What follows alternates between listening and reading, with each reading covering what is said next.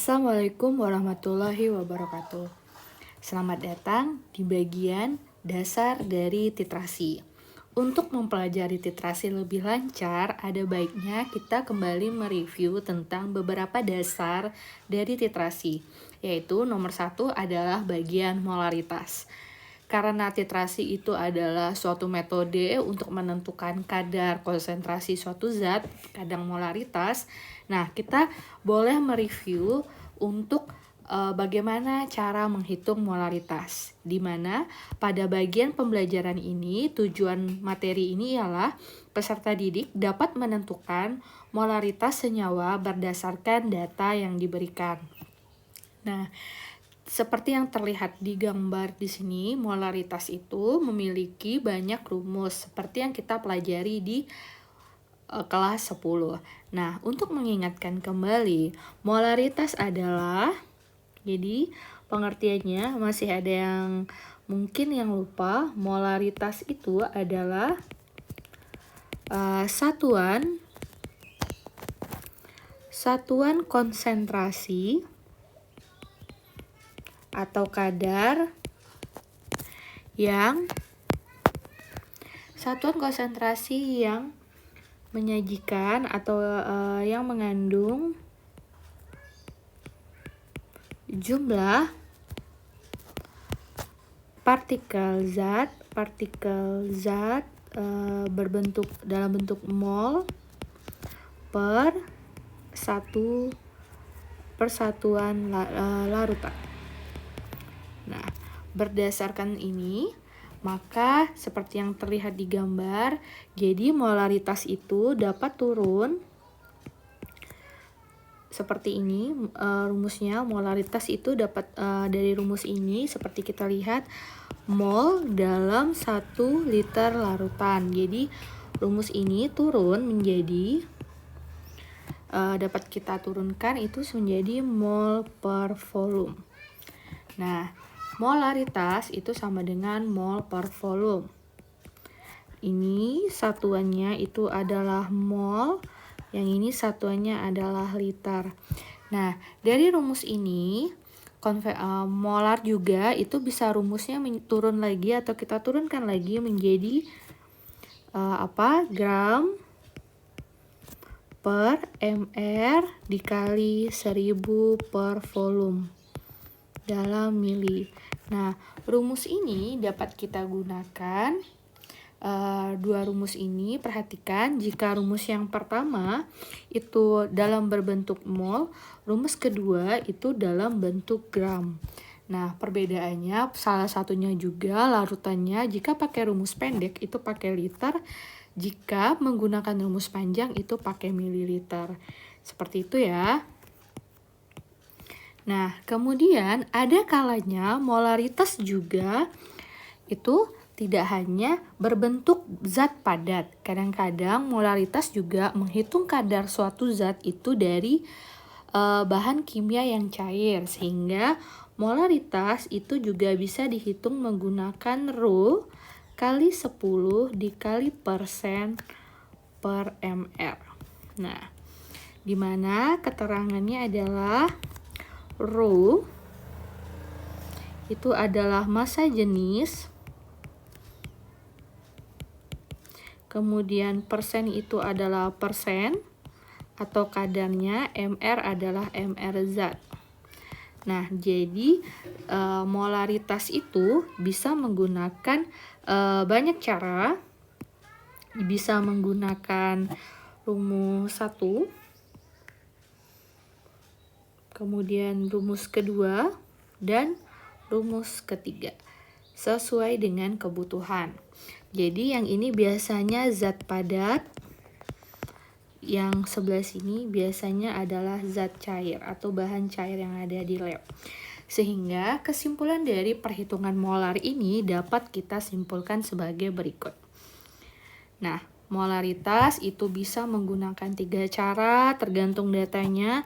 Bisa dari ini, molaritas mol per volume, ini berbentuk liter, ini mol per liter. Kemudian bisa kita hitung lagi dari sisi jika soal itu diketahui gram, berarti gram per mr dikali 1000 per volume. Nah, ini harus berbentuk mili. Ini adalah volume pelarut. Nah, kemudian jika zat kimia tersebut berupa cairan, itu bisa dihitung berdasarkan rumus ketiga. Rho kali 10 kali persen per mr. Jadi ada 1, 2, dan 3 rumus. Nah, seperti itu ya. Oke. Nah, untuk lebih memahami materi ini, mari kita lihat soal berikut. Nah, nomor 1. Hitunglah molaritas 200 ml larutan glukosa atau C6H12O6 yang mengandung 1 gram glukosa jika ARC 12, H1 dan O16. Maka kita buat dulu seperti biasa, diketahui. Nah, diketahui itu ada volume dari glukosa, ada glukosa itu rumusnya C6H12O6. Dia memiliki volume sama dengan 200 mili. Kemudian dia punya gram sama dengan 1,8 gram. Nah, mr dari glukosa itu kita bisa hitung. mr-nya C6H12O6. Kalau kita hitung itu sama dengan 180. Nah, kemudian yang ditanya adalah berapakah molaritasnya.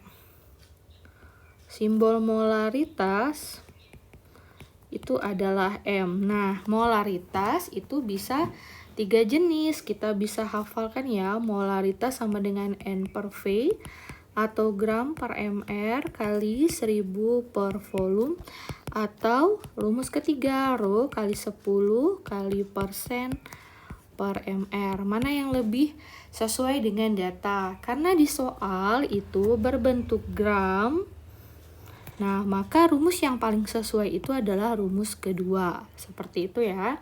Jadi kalian harus memahami dan fleksibel terhadap rumus molaritas.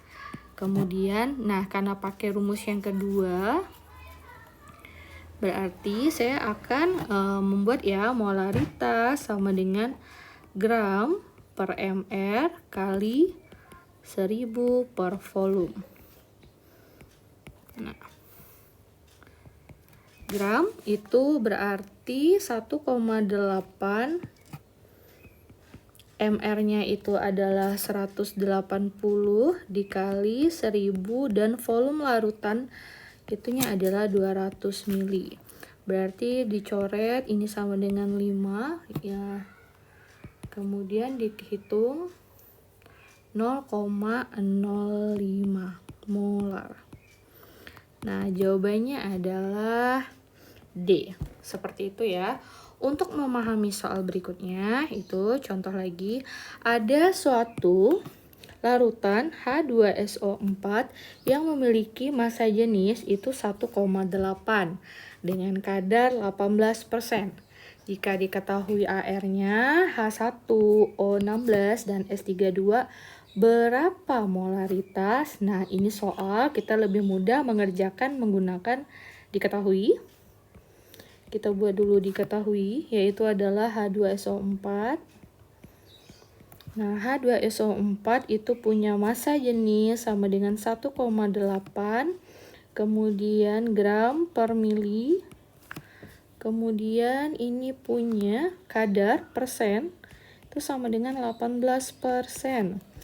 Nah, jika MR, nah ada AR ya, kita hitung dulu ya. MR dari H2SO4 hanya berapa? 1 dikali 2 ditambah 32 ditambah 16, ada 4 kali, berarti hitung 2, 32, ini adalah 98.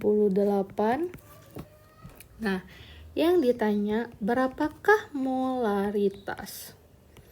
Molaritas memiliki simbol M. Nah, setelah ini baru jawab Dijawab. Molaritas sama dengan karena di soal ingat rumus molaritas itu ada banyak. Jadi karena yang diketahui adalah massa jenis, persen, maka kita lebih nyaman menggunakan rho kali 10 kali persen per mr. Nah, masukkan nilainya, kemudian rho-nya atau massa jenis itu adalah 1,8 kali 10 kali 18 per mr-nya adalah 98. Setelah dihitung, maka berapakah molaritasnya? Nah, molaritasnya adalah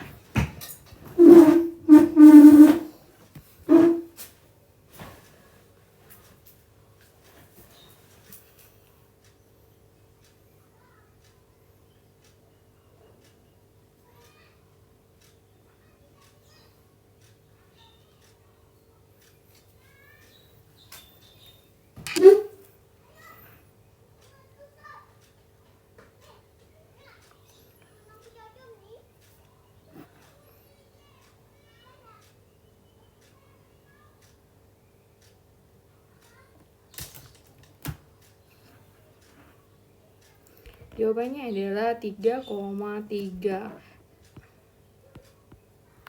Nah, berarti didapat bahwa 3,3 molar. Nah, seperti itu. Kadang dari soal ini kadang juga terbalik dihitung. Kadang diketahui molaritas, namun yang dicari adalah gram. Kadang diketahui molaritas datanya, kemudian yang ditanya adalah volume, nah seperti atau persen. Jadi kadang kita harus fleksibel menggunakan rumus molaritas ini. Nah, sekian dari penjelasan materi ini. Silahkan coba soal yang disediakan. Saya tutup. Assalamualaikum warahmatullahi wabarakatuh.